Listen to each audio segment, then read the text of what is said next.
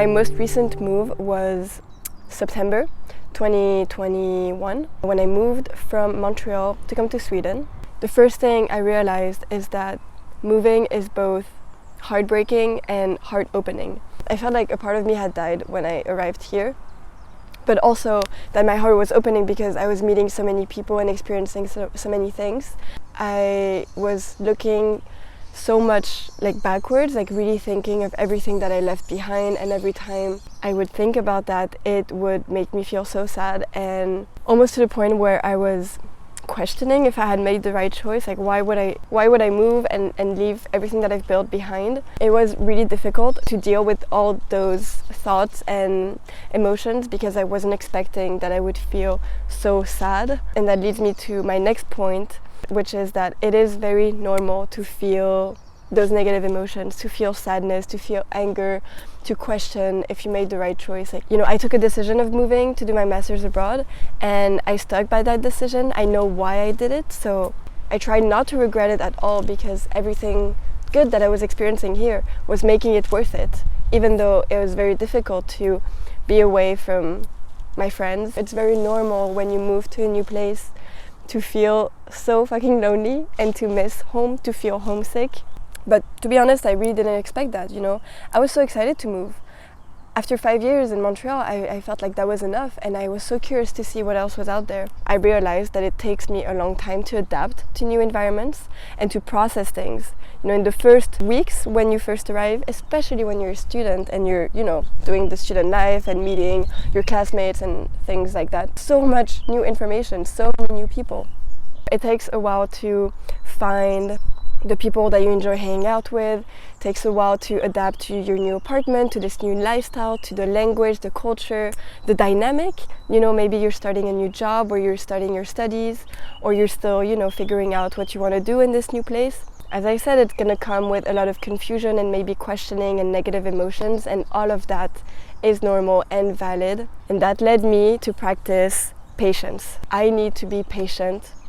I need to be mindful and to remind myself of why I'm here and what I'm learning, and growing with every single opportunity and experience that I have here.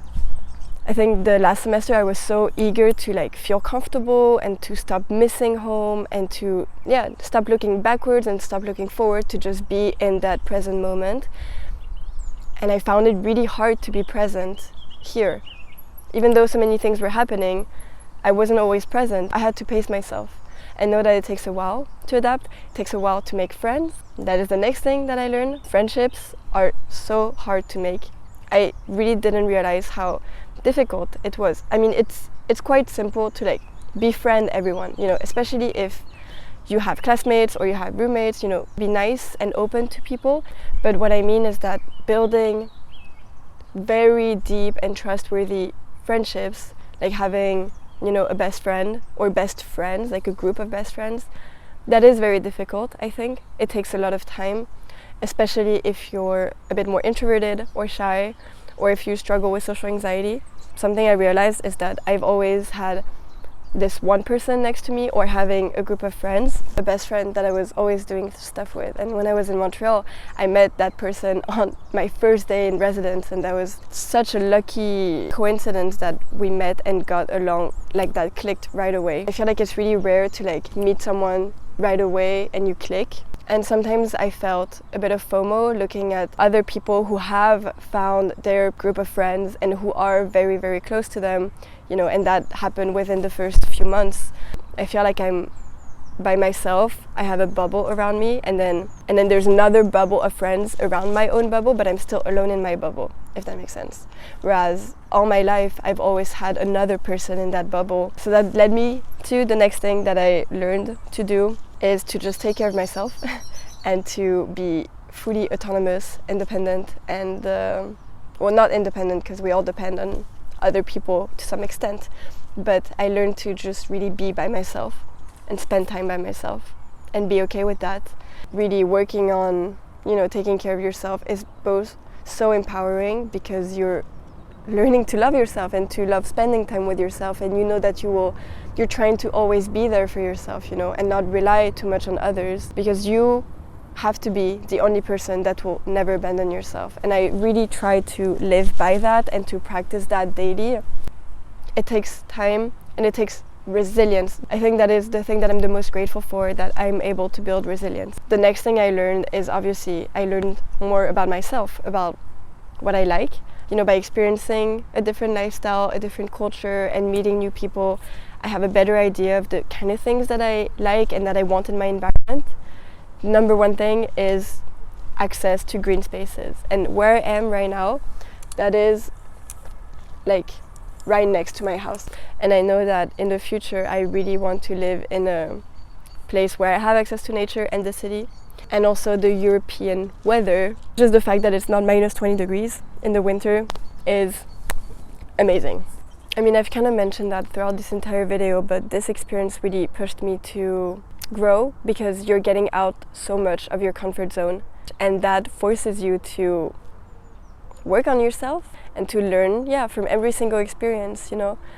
I think that's why I really wanted to get away from Montreal, because that was such a nice comfort zone, and I was so curious to know what else was out there.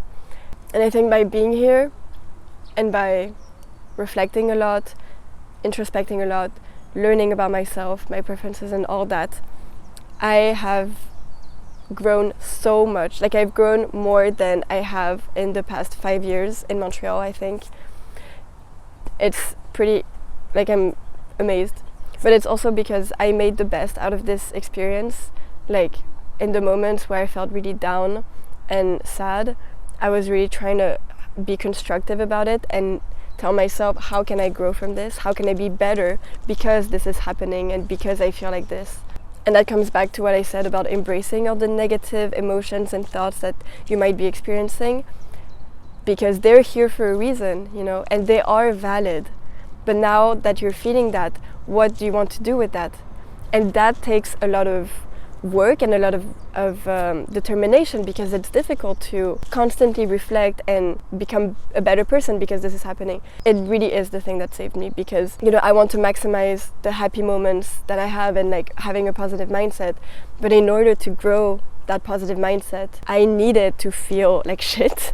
So yeah, I think the number one thing, honestly, that moving gives you is learning about yourself.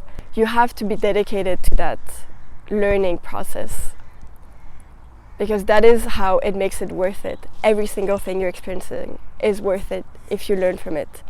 Okay, the last thing I wanted to mention, moving shouldn't be an escape. If you're not happy where you currently are and you want to move to another place because you think that it will solve everything, in my experience, it does not solve much. Maybe it might change some things. For example, if you really hate, you know, living in cities, then moving to a more natural environment will definitely increase your well-being. But ultimately, it's not necessarily going to make you a happier person. What really makes us happier is changing our own negative mindset, working on, you know, our mental patterns, working on changing the way that we experience the world is, I think, the most sustainable way to become a happier person. But yeah, I'm saying this because I think that before I was really, every time that I would feel a way that I don't want to feel, I would be so eager to move, because I would think, oh, if I move, it's going to solve everything, you know. I'm going to be in such a happier mood if I live in this kind of environment, or if I meet these kind of people, or if I'm a part of that kind of community. And moving here made me realize that, of course, it does contribute to some level of satisfaction. Again, having access to green spaces has improved my mood so much. But ultimately, what has changed everything for me is the active work that I'm doing to experience the world in a different way, and to transform said negative things into constructive, positive ones. I used to be someone that complained a lot, and that was very, very often in a bad mood, and had huge mood swings. That could be, maybe I will talk about that in a future video, because this video is about moving. But bottom line is, moving is difficult, but extremely constructive and full of amazing experiences as well. You will learn so much about yourself. I hope that my experience gave you some insight or made you feel more comfort, because if you're struggling with that, know that it's very, very normal and it's okay, and it does get better. Thank you so much for watching. If you have any questions, let me know in the comments below. If you like this video, or if you would like to see more of my videos, feel free to subscribe right here. If you have more personal questions, you can also contact me on my Instagram page, send me a private message, and I will do my best to respond quite fast. Yes, okay, thank you so much. Bye bye.